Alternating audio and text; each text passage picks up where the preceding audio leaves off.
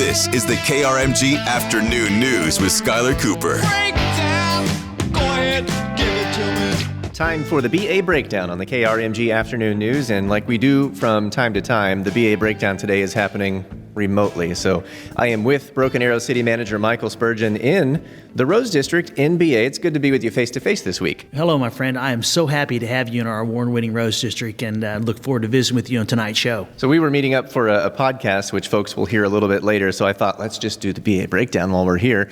And we are at the Brown Kimbrough Center for Arts, Innovation, and Creativity, this awesome newer building on Main Street. For the BA Breakdown today, I want to talk about some things that are happening seasonally. We talked, I think, 2 weeks ago when we were just about to kick off all the lights and everything in downtown BA. Looks great, and I know that's a big attraction for a lot of folks every year. So how's it been so far? Well, let me just say that Christmas in Broken Arrow, without question, it's the most wonderful time of the year.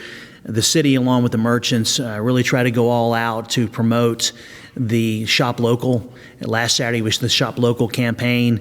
We had tremendous success. There were patrons, customers out all over our community, which is really great. And what we tried to do over the last 4 or 5 years is to basically expand the Christmas in Broken Arrow program to be more than just the tree lighting ceremony that we've always traditionally do, usually the second or third week right before Thanksgiving in November. But we really tried to actually stretch it out, so we have events going on basically from the tree lighting ceremony all the way through Christmas, Skyler. It's a very visually appealing thing. So I live nearby, and when I cut through Main Street, sometimes we do that, especially this time of year.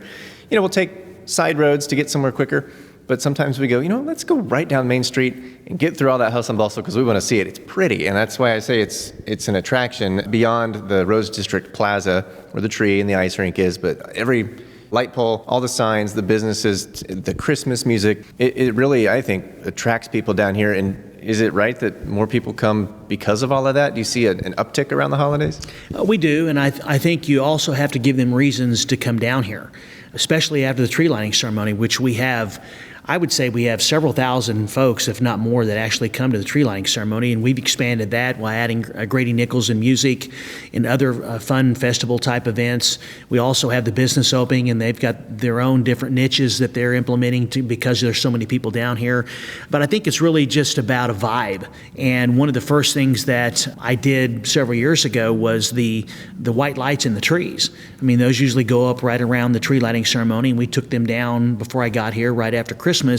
And so I've kept those up because obviously with the change of the time with falling back, it gets dark a lot earlier. And so now we're keeping the lights on in the trees until usually sometime in March, or we're going to be looking to try to do it until the next, until we fall to spring forward, I should say. So just to keep that illumination going on. And then you add everything that you mentioned, it does create a very festive atmosphere. But if you don't have events for folks to actually come and to stop, then they're just going to do what a lot of people do. They drive through, they look how beautiful it is, and they go about their business. And so we've been very intentional. Jennifer Rush, our Tourism Economic Development Director, and her team have been very intentional of adding events for about 30 days, Skyler, to get people down here to stay down here and just so they can enjoy the season and support our businesses. Now, that said, we are getting a little closer to Christmas. We have a parade coming up on Main Street, don't we? Oh my gosh, yes it is. This coming Saturday, it's the annual Broken Arrow Civitan Christmas Parade. It's going to start, and that's December 2nd. It's going to start at 10 a.m.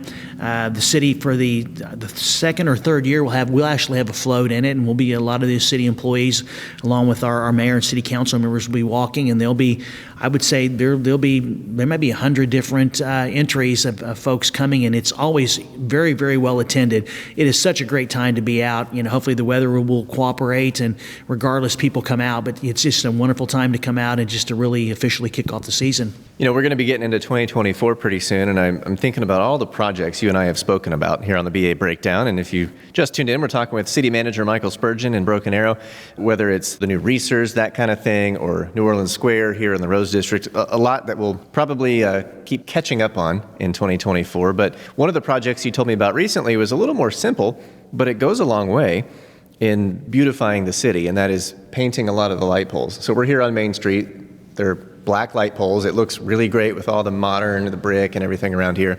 So how did you decide to go around the city and paint some of the other ones that are maybe not in these little activity hubs? Well, for Broken Arrow, I think it's very important for all the citizens to know is that our focus will always be on what I call asphalt and concrete.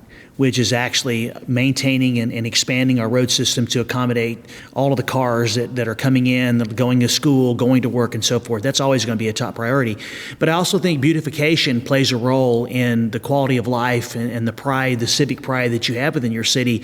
That's why we have actually started an initiative to upgrade or to install new entrance signs into our community. We're looking at a gateway type initiative.